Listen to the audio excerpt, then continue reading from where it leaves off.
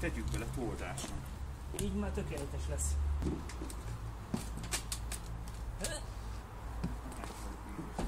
Azt mondod? Bírod tartani a hátulját? Vagy hogyan gondolod? Persze. Persze, az első fékkel meg tudod fékezni az elejét. Vagy te fékezed és tartsam én? Melyikünknek jobb a lába? Nem tudom. Az enyém Hát szerintem te erősebb vagy. Ja, de neked nem jó most a lábad. Na? Gyere, próbáld meg. Engeded a másik oldalon. Megész. Zsuzsi, gyere, nézd itt oldalt. Mit csináljak? Itt mennyi hely van?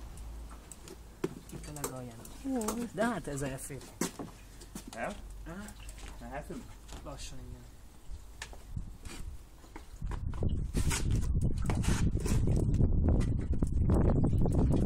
hogy lötyög benne a benzin.